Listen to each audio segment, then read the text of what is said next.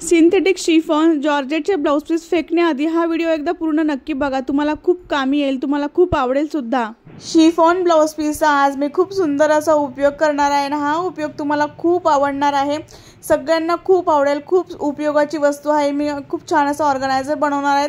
तर मी ते नॉन वुवनचा एक पीस घेतलेला आहे, तर त्यावरती ब्लाउज पीस ठेवायचा आणि सगळ्या बाजूने शिवून घ्यायचा आहे। हा ब्लाउज पीस पूर्ण आपल्याला पुरत नाही, तर याचं जे मेजरमेंट आहे ते 29 बाय 39 इंच आहे। तर साइडने थोडासा उरतो पीस, तो आपल्याला साइडने जोडून घ्यायचा आहे। तर मी दुसरा सुद्धा ब्लाउज पीसचा तुकडा इथे जोडून घेतलेला आहे। याचं पूर्ण जे मेजरमेंट आहे ते 29 बाय 39 इंच याचं पूर्ण मेजरमेंट आहे। तर सगळ्या बाजूंनी आपल्याला अशा पद्धतीने डबल फोल्ड करायचं आहे आणि पाइपिंग करून घ्यायची आहे। तर सगळ्या बाजूंनी मी डबल फोल्ड करून हा पीस पूर्ण फिनिश केलेला आहे, म्हणजे रफ एजेस दिसणार नाही, धागे दोरे निघणार नाहीत त्यामुळे, कारण की अशा पीसचे धागे निघतात, त्यामुळे आपण हे सगळ्या बाजूंनी फिनिश करून घेतलेला आहे। त्यानंतर आपल्याला इथे कोपऱ्यावरती आपल्याला 6 बाय 6 इंचाचा असं कॉर्नर तयार करायचे आहेत। अशा पद्धतीने 6 बाय 6 इंचाचा बॉक्स तयार करायचा आहे। चौघ बाजूंनी आपल्याला हा बॉक्स जो आहे तो बनवायचा आहे 6 बाय 6 इंचाचा। हे ऑर्गनायझर बनवायला खूप सोपं आहे। तुम्ही अशा ब्लाउज पीसचे ऑर्गनायझर बनवून विकू सुद्धा शकतात आणि असे ऑर्गनायझर बाजारात खूप महाग मिळतात आणि हे ऑर्गनायझर बाजारातले टिकत नाहीत जास्त दिवस, खूप नाजूक असतात ते। तर अशा पद्धतीने मी चौघ बाजूने 6 बाय 6 इंचाचे बॉक्स तयार करून घेतलेले आहेत आणि हे बॉक्स आपल्याला अशा पद्धतीने कटिंग करून घ्यायचे आहेत। तर चारही बॉक्स अशाच पद्धतीने आपल्याला कट करून घ्यायचे आहेत।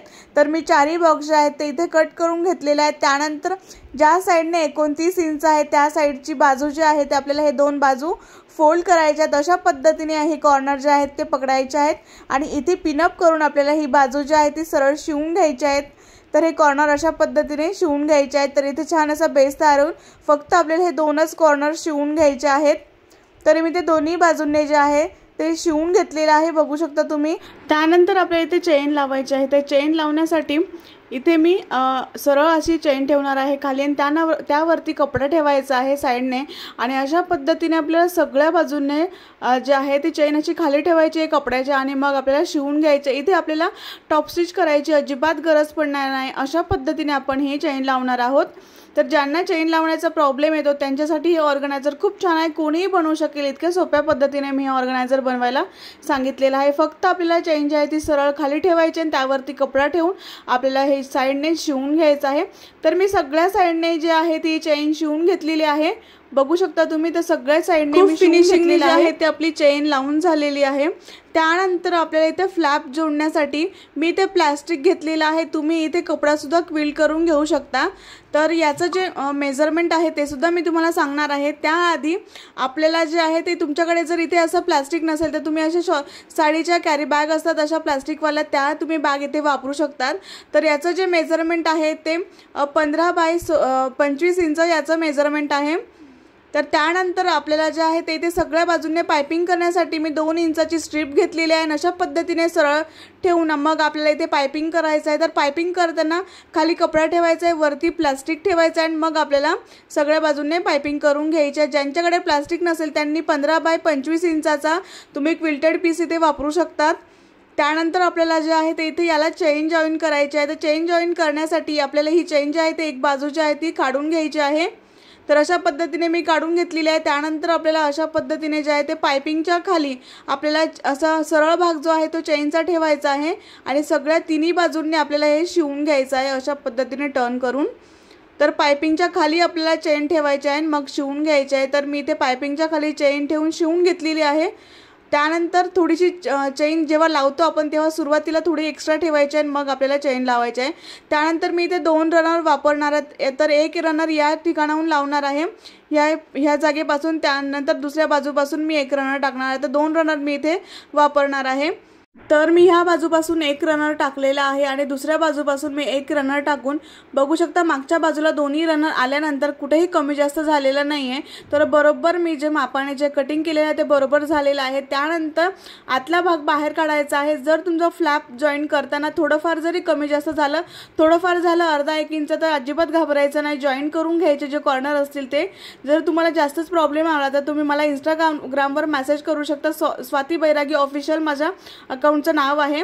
तर अशा पद्धतीने हा जो फ्लॅप आहे तो असा वरती ओढायचा आहे। प्लास्टिकच्या पायपिंगला आपल्याला अशा पद्धतीने हा जॉईन करून घ्यायचा आहे। तर मी हा फ्लॅप जो आहे तो जॉईन केलेला आहे उरलेला। त्यानंतर साईडचे जे कॉर्नर आहेत ते आपल्याला अशा पद्धतीने फोल्ड करायचे आहेत आणि हे शिवून घ्यायचे आहेत। तर मी दोन्ही जे कॉर्नर आहेत ते शिवून घेतलेले आहेत आणि एक्स्ट्राची जी चेन आहे ते मी ते कट केलेली आहे। त्यानंतर इथे रफ एजेस दिसू नयेत म्हणून आपण पायपिंग करून घ्यायची आहे चारही बाजूने। तर मी ते चारही बाजूने पायपिंग करून घेतलेली आहे। त्यानंतर आतला भाग जो आहे तो व्यवस्थित असा बाहेर काढायचा आहे। कॉर्नर व्यवस्थित असे बाहेर काढून घ्यायचे आहे। खूप छान असं आपण ब्लाऊज पीसनेच हे तयार केलेला आहे। याला आपण हँडल पण जॉईन करायचे आहेत। तर मी असं जॉईन करून घेतलेलं आहे, बरोबर आहे की नाही बघितलेलं आहे।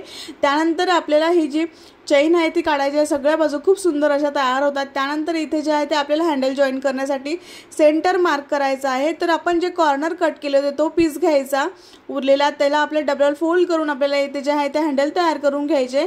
तर हँडलची जी लांबी आहे ती मी 6 इंच घेतलेली आहे, पण तुम्ही यापेक्षा थोडी जास्त घ्या। तर 9 इंचपर्यंत तुम्ही हे हँडल जे आहे ते याची लांबी घेऊ शकता। त्यानंतर अशा पद्धतीने कॉर्नर जॉईन करायचे, सेंटर काढून घ्यायचा। सेंटर काढल्यानंतर वरून आपल्याला 2 इंचावरती असं मार्किंग करायचं आहे।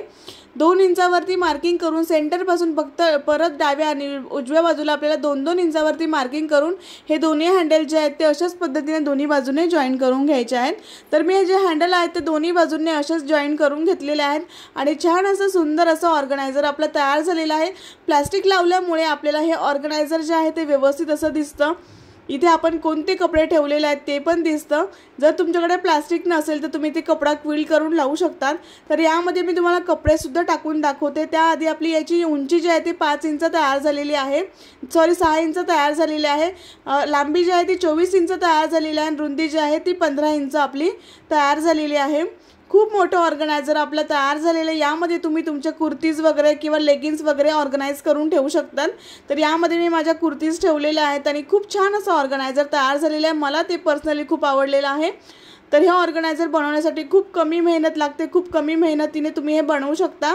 तुम्ही अशा सिंथेटिक जॉर्जेटच्या शिफॉनच्या ब्लाऊज पीसचं काय करता मला कमेंट बॉक्समध्ये नक्की सांगा, म्हणजे मी पण ते करण्याचा प्रयत्न करेल, मलाही एक आयडिया मिळेल। बघू शकता आपण किती सुंदर असं ऑर्गनायझर बनवलेलं आहे फ्री ऑफ कॉस्टमध्ये घरातल्याच वस्तूंपासून। तर हे ब्लाऊज पीसपासूनच बनवलेलं आहे, खूप सुंदर असं तयार झालेलं आहे। याचा आकार खूप सुंदर असं तयार झालेला आहे। बघू शकता तुम्ही सगळ्या बाजूने कुठेही कमी जास्त झालेला नाही आहे।